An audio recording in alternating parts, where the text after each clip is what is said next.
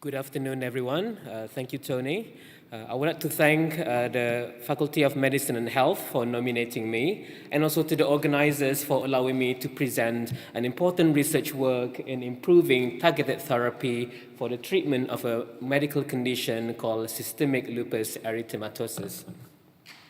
Lupus can affect all walks of life. It is an uncommon condition. And as with other uncommon conditions, it grabs attention and spotlights when a famous person suffers from the disease.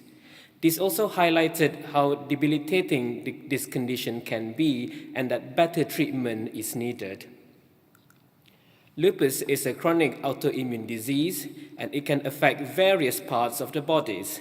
In the skin, this can range from recurrent mouth ulcers, alopecia, and also to severe form of rash called discoid rash, as shown there in the slide, which can leave permanent scarring to the patient. In the joint, it can lead to arthritis, leading to hand deformities, and also loss of function. Half of the patient will have major organ involvement, for instance to the kidneys, where this can lead to kidney failure requiring dialysis and renal transplant, and it can also affect the brains. The aim of the therapy is to reduce inflammation. However, this is only achieved in 2/3 of the patients with current standard therapies. So what causes lupus? A specific immune cells called B cell plays a major role in the pathogenesis of lupus. For things that still are not clear, the immune cells recognize their own tissues and cells as foreign, attack them, and start producing these autoantibodies. So the most commonly used drug for patients who have a severe form of lupus is a drug called rituximab. Rituximab works by killing this B cell, first then after removing these autoantibodies from the blood. However, the effect is not long-lasting. After several months, the B cell will regrow again from the bone marrow and then mature, then after that, bringing the lupus back again, and thus the patient will need further treatment with rituximab. However, data also from clinical trial only showed 50% response. Although rituximab may work in most manifestations of lupus, for one symptom, the discoid lupus is particularly resistant to therapy and to rituximab. And this is evidence from our experience on the use of rituximab. So discoid lupus is a form of skin lupus, which can occur on the sun-exposed or visible areas to the face, to the scalp, to the neck, and if uncontrolled inflammation, this may lead to permanent scarring and irreversible severe hair loss. And this is one of the famous sufferers from discoid lupus. So therefore, during my 3 years of PhD training, I've undertaken 4 projects which aim to improve the biological therapy in lupus and also other B-cell mediated diseases. However, for the interest of time, I will only focus on improving the biological therapy in lupus. In Project 1, I undertook a prospective observational study in 125 conservative patients with lupus who were treated in Leeds. This is the largest cohort in the UK that were treated with rituximab. And they will all have moderately to severe lupus, and they were all refractory to current standard therapies. I took the blood tests before and after and measured B cells using Leeds-specific assays. So here, my previous colleague initially showed that in patients who have B-cell depletion by doing the blood test will have higher response, as shown in the green bar, compared to people who are not able to completely remove their B-cells in the blood. And I've validated this in my cohort and have published this. For a biomarker to be used, it needs to be discovered and to be validated. Secondly, I asked the question whether can we predict which patient will have earlier relapse so that we can give the treatment imminently. Using a blood test by measuring the B cell, we show that in patients who have higher returning of the B cell, which is shown in the red graph there, they have a shorter duration of response to rituximab compared to patients who have lower B-cell returning, which is in the black line on the graph. Therefore, by measuring B cells at 6 months, it may predict people who have earlier relapse, therefore we need to retreat them earlier. Thirdly, so what happened to the patient who lose response to rituximab? As you can see, this is a summary of response to rituximab. On the first cycle, we can see 83% of people responded to the treatment. This is in contrast with the data from clinical trial, which were 50%. However, the problem really is in the subsequent treatment, whereas about 11% of the people start losing response. And this is due to a condition called anti-drug antibody, whereas when this occurred, you cannot give further rituximab or else they will have a bad reaction. Therefore, in this group of patients, we've given alternative anti-B cell drugs which never been used in lupus, but have been used in other B-cell malignancy, and we showed that these 4 drugs work effectively in lupus patients. So what are the impact of my research? First, to the patient, by stratifying the therapies, this will also mean an access to effective treatments to the patient who have moderately to severe lupus. To the funders, rituximab can only be given in 10 centers in the UK because of the cost. We are one of the centers that can give rituximab. By showing the result here, this will encourage the funders to continue the treatment. Using B-cell monitoring has been incorporated in our regional guideline in Yorkshire. Therefore, this will also allow prediction of response and when best to retreat the patient.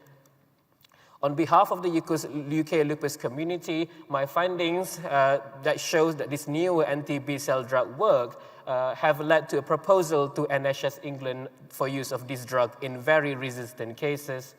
And lastly, I've collaborated with the industry for which now depletion is used an endpoint in a global clinical trial of kidney lupus.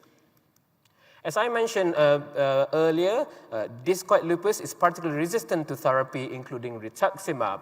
It may be that the pathogenesis is not B-cell related. That's why we need to target different molecules, and we believe that TNF, one of the molecules, is responsible for the pathogenesis of lupus and is abundant in the surface of the skin of lupus. The inhibitors of TNF, called anti-TNF, have been used in other medical conditions such as rheumatoid arthritis for more than 15 years and have been effective. However, the way we give this anti-TNF is through the drips, where it absorbs in the blood, and also using higher dose, about 50 milligram. Our observations show that in long-term use of anti-TNF can increase the B cell. Therefore, the more B cell you got, this may make lupus worse. Therefore, thinking outside the box, because usually the lesion is about 5 to 10 centimeters. I designed a phase 2 clinical trial for which we give this medication through intradermal application. By doing this, we will only give about 1 to 10 milligram dose, so it will be cost-effective and also safer to the patient. I've just completed this trial last month, and the full results are still ongoing. However, our preliminary analysis showed that over half of the patients responded to the treatments, and our primary endpoint therefore met in the trial. With regards to the safety, there has not been a major safety event. So this is an example of a patient who had severe discoid lupus on the scalp. As you can see, this left her with carrying alopecia. And after treatment, 12-week treatment, you can see that there's only minimal inflammation left. And this lady has her hair grown back. So this lady, when I first saw her, she was very withdrawn. She was low self-esteem. And now, so that she's not even wearing any wig anymore, managed to dye her hair and also enjoying her life. And this is the second lady. She has failed about 10 to 12 drugs for her discoid lupus. And we can see, like, after 12 weeks, there has been some improvement in her discoid lupus. And interestingly, although I only inject the cheek area, the neck area also improved. So what was the impact of my research for this project too? For the patient, I've discovered that a therapy that may potentially improve quality of life and also patients and scarring, and also to avoid unnecessary side effects. In terms of drug development, as my results was positive, this will support a larger phase 3 multi-center trial for the use of this drug in discoid lupus, for which I will plan to lead this during my next phase of career as an academia. To the funders, potentially this may be a treatment that is cost-effective, and we also have collaboration with industry, Pfizer, the company that created the drug, to develop a new indication for the use. Realizing the importance of dissemination in order to enhance the impact of my research, I have communicated my findings in various forms of communication medium. Firstly, I've been a first author of several articles, and 2 of my papers have been published in 3-star journals, which will be returnable to the university for the Research Excellence Framework in 2021. I've been a regular presenter at the national, international, and also I've just come back from America 2 weeks ago presenting my findings to the Rheumatology and Dermatology Conference. I've presented various posters and have won awards in the Academy of Medical Sciences conference. Realizing for a wider communication, I've also engaged in social medias, and also in order to instill the awareness of how bad lupus is and how better treatment is needed, I've also organized a Leeds Lupus Awareness event last year, for which the event was broadcasted in the BBC Look North. I would like to thank NIHR for awarding £500,000 to me, personal fellowship, to undertake these projects. I would like to thank my supervisors, my clinical research group, and also to this patient, because without them, I could not undertake my projects. And I'd like to thank you for your attention, and I'm happy to take any questions.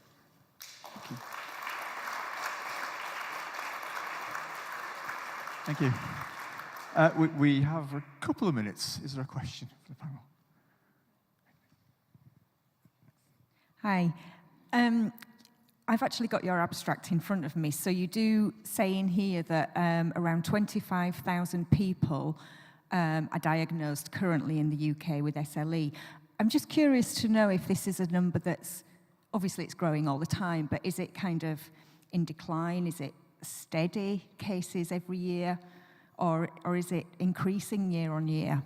Yeah, the number is increasing over time. I think with regards to that, because maybe now the primary care physicians are recognizing the symptoms more, so they have been doing a lot of blood tests to diagnose lupus, more frequently and referred to us.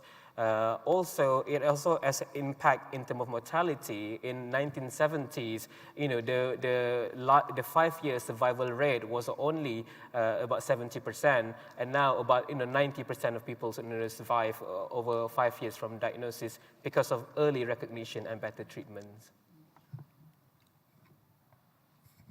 Do we have a second question from the panel? Or are you all questioned out? It is our last speaker of the day.